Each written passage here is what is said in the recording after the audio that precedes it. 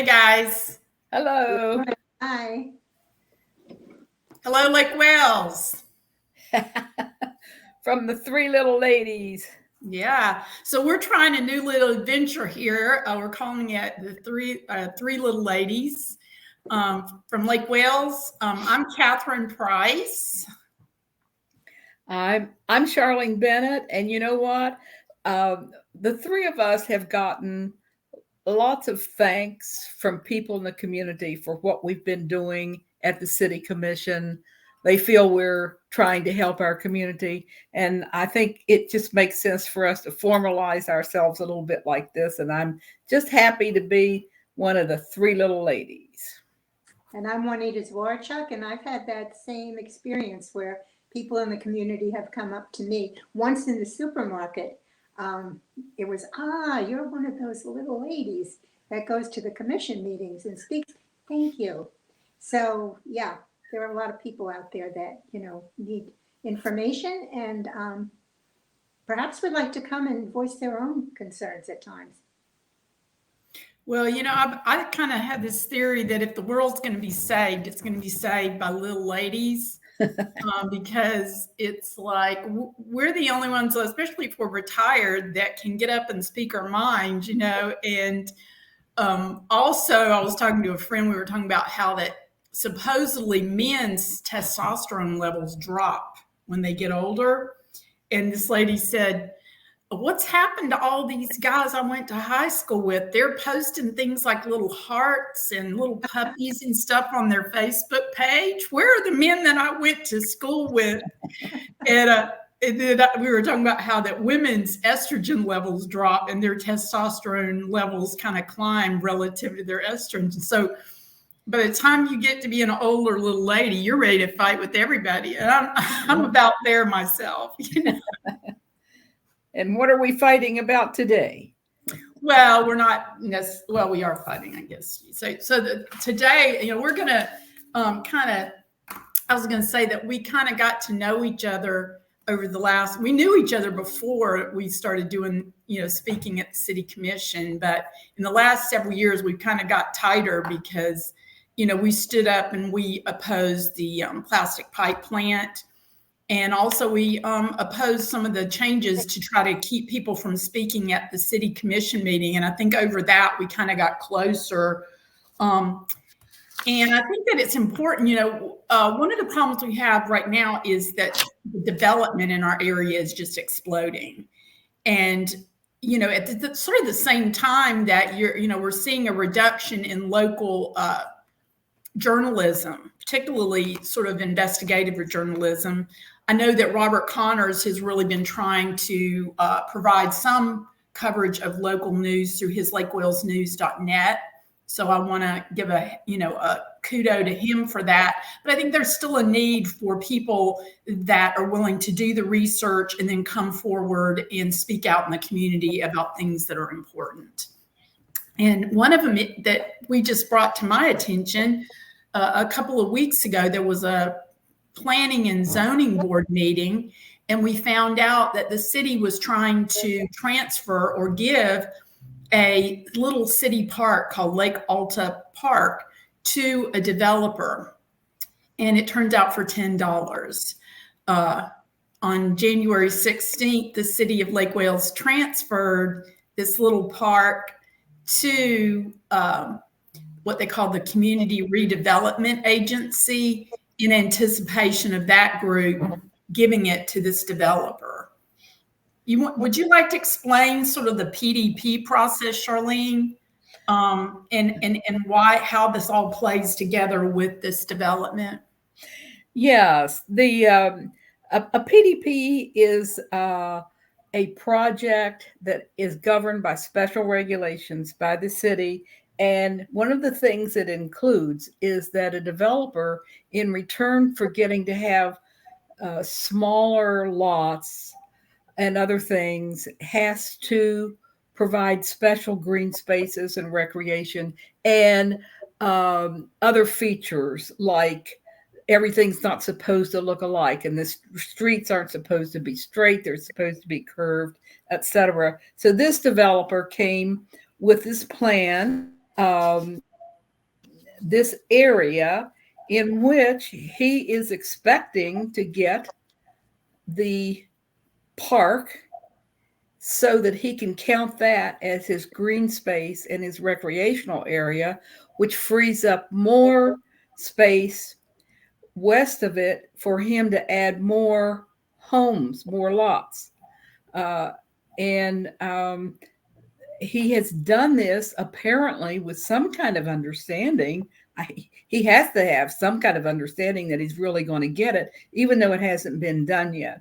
And the Planning and Zoning Board this time around denied his request for this new PDP and told him to go back to the community and work out something with the neighbors who are not happy with it. And that's where it kind of sits at this point. You know, I was under the understanding that they were using as a reasoning for this, that they were trying to meet some of the conditions for Envision. And to me, it's like this neighborhood is already meeting exactly what Envision is asking for. It's a traditional neighborhood design. It has its sidewalks. It has, I'm not talking about the new one, I'm talking about the streets that are already there and the houses that are already there. They have their alleys in the back. They have workable connected streets. They have, they're very traditional, and they have a lovely open green space, and building something in the middle there that would have more than the original, was it 6 plats that originally were on that? I mean, that it's going to take away and go further from Envision than going closer, in my opinion, anyway. Well, you know, a lot of people, first of all, don't know what Envision is. Envision, Lake Wales Envisioned and Lake Wales Connected are some plans that have been drawn up to try to save the community feel for Lake Wales while we are experiencing all of this growth. So some of these kind of things that the city's coming up with that we feel like are not really supportive of those aspirations, they're actually using those aspirations to justify them. This particular piece of property that the developer owns was actually part of the same park, Lake Alta. And a number of years ago, a gentleman, his name is Zwaryczuk, who the city has had multiple problems with over the last few years. There have been several legal actions taken against this gentleman. The city, through the Community Redevelopment Agency, that's what they call the CRA, sold him this property in 2015 for about $8,000, a little bit more than $8,000. 7 years later, Mr. Kababjan sold this property to the current developer, J. Walter Homes. It's a 1.5 acre piece of property. He sold it to him for $250,000. So one of the major questions here is how the city so seriously underestimated the value of that property. Following him buying it, it was just a single tax parcel without any kind of city services, sewer or water on it. Somehow this Mr. Kababjan, he basically had it turned into 6 tax parcels. I'm not sure exactly what the situation was, but he sold it to this gentleman or the developer, J. Walter Homes. And somehow it went from probably having 6, units to having now it's like 12 per acre. So he could put like 17 or 18 units on this acre and a half, but he wants to put 28, which in that particular neighborhood is like dropping a bomb in the middle of the neighborhood, have that kind of concentration.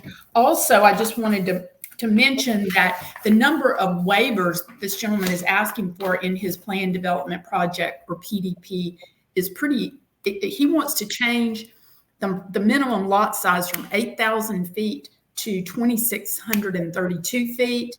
That's a 2/3 shrinkage. 2/3. Correct. So, Catherine, isn't he also taking away a street in the process?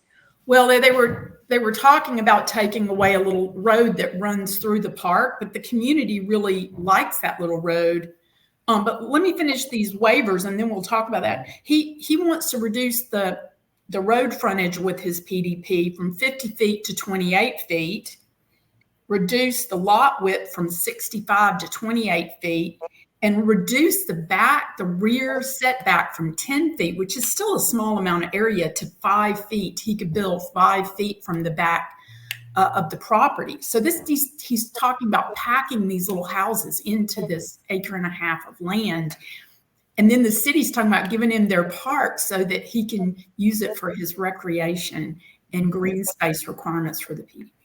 You know, I'd like to follow up on that something, because you reminded me of something when you're talking about the fact that we don't know how these 6 lots got turned into 12 lots, and now they're turned into 4 or 12 lots per acre. Now already there's 14 sewer and water hookups there already, even though this PDP was turned down at the last planning and zoning board meeting. So we don't know how some of this stuff has happened, even though we've tried. We sent through a lot of public records requests. We haven't gotten the information we need about that. And we don't know what's going on behind the scenes. How is it that this developer could assume that he's getting that park given to him when it hasn't been given to him? How can he put it into a PDP as his own when it hasn't been given to him? There's just so many questions in my mind about the legality of what has gone on. And I'm not accusing anybody of anything at this point, but I'm just really suspicious. Who could help it be? Well, in the community, interestingly, I didn't know anything about this, but the little neighborhood around it, some of the people showed up at the Planning and Zoning Board. The city gave the park to the Community Redevelopment Agency on January 16th. There was never any written word about that being given to this developer, J. Walter Holmes. And then on the 23rd of January is when the Planning and Zoning Board met, and some of the neighbors came out and they had serious concerns. Apparently they are tucked between Spook Hill School and Bach North, and there's a lot of traffic there when people are picking up and leaving their kids in the morning. And they have concerns about that. A lot of them park on the road. They're concerned about having 28 units.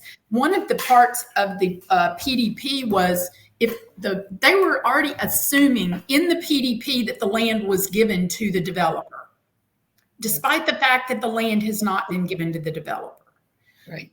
Like you said, some of the neighbors in the neighborhood said that the contractors are saying they're building 28 units, even though they still have not gotten their permits for 28 units. So this developer seems to be very confident that he's getting the park and that he's going to have this development of 28 units, despite the fact that none of this has really been discussed in a proper way through the proper channels. Also, people were not properly noticed when the property was given away. In my estimation, and at least the neighbors should have been sent a notice to say, hey, we're about to give your park away.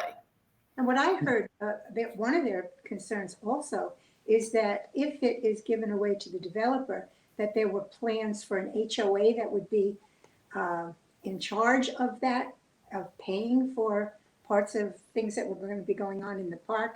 And they don't have an HOA right now, and yes. What is that going to be? An HOA would have control, and it would be an HOA just for this new development. It wouldn't include the other people. So this HOA would have control of the park. They could fence it in if they wanted and keep the neighborhood from using it like they like to use it now. Who knows I'm not sure what all they could get away with doing to that park, once they become the owners of it, that would change it. What if they decide? Well, and it's an interesting little neighborhood because it's kind of like a horseshoe a little bit around the park. Like 3 sides of the park are little houses, and then on one side is the Rails to Trails thing. It's between Kissimmee and Osceola Avenues, and just a little bit east of 3rd Street North. And the neighbors are really concerned because the developer was talking about putting in parking where the little Lake Alta Road is. And then it's a very small little lake with very steep sides. You're talking about ringing it with like sidewalks, which doesn't, in my mind, make any sense at all. And the community says that there's a fox family, and our local owls kind of use that park at night, to sit and roost in the trees. And, it's like there's no consideration or understanding of what green space is. Some of the neighbors moved there because they like having this little bit of wild space in the middle of the city. And it's that winding road, excuse me, to me, when I was viewing it, that makes it such a complete neighborhood. I mean, you could bike through that winding road. I believe they also talked about access when school is letting out, the different schools are letting out and also dropping off, that was an easier way for the people in the community to get where they needed to go and avoid the long lines that are usually there because of the schools. It's a cute little road, and it would really take away a lot of the charm of the area to take it away and make a parking lot out of it. Mm-hmm. Well, this particular park was laid out by the Olmsted brothers in the 1920s when they laid out the park system for Lake Wales. And truthfully, this is one of if you go over there and look at it with open eyes, this is probably one of the prettiest little pieces of property in the whole city, because there's a drop in the elevation and then this little lake. And so, people were concerned that when they put in 28 units, there's not going to be a lot of parking up there. And they're saying, there'll be public parking so that people can park in this little parking lot. It'll be overflow parking for the development itself. It's not going to be for public use. Mm-hmm. So, so many things. The other thing about this being part of the original Olmsted plan is that the city, as I understand it, is committed to preserving that Olmsted plan. Also, that automatically makes it part of the Big Green Network. The Big Green Network, as I understand it, the city is committed to keeping and expanding. So how could you do any, instead of doing what they're thinking of doing, they should be talking about how can we enhance this park and make it a nicer city park and more usable by the neighbors. And like I said, that neighborhood is a perfect example of Olmsted's traditional neighborhood design. It meets all the criteria. Right. Well, it just shows, I think that there needs to be a lot of raising of awareness in this town of what parks are, what open space is, I think that people here are fixated on putting concrete around things, and not, one of the things is Lake Wales Connected, and there were, and I think I can't remember, it was in front of Spook Hill or over there in front of Janie Howard. Apparently there's some sidewalk that's not, it's in front of a school, but it's not connected to the sidewalks in the community. Now that is what you call Lake Wales Connected. You want to have the sidewalks in front of the school connected to the sidewalk system so that children can safely make their way to school. It's not going in and getting, because you can get a grant to put a piece of concrete down, just building sidewalks randomly throughout the city. And also it's maintaining our current roads and our current sidewalks, because a lot of our sidewalks are not in good shape. Oh, I could take you a walk outside and show you one right in front of my house. Yeah. Well, I think that We need there's going to be a meeting on Tuesday of this community redevelopment agency. And I think some of the members of the community did come to the Lake Wales City Commission Tuesday night. I think that was 31st. You can go on to the City of Lake Wales site. And I know it's not easy to do, but you can get agendas and videos for the city commission meetings and for their workshops, and I think that there needs to be some awareness raised in this city of how things work. It's very hard for people that want to get involved in this town to navigate the city website and to figure out all these different meetings that are going on and how all this works. But some of the community members showed up Tuesday night and spoke up, and I thought some of them spoke very well for, their concerns about this PDP and about giving the city the park. I mean, the city giving away the park. So there's going to be another meeting, I understand, a community redevelopment agency meeting at the City Commission chambers Tuesday at 2 p.m.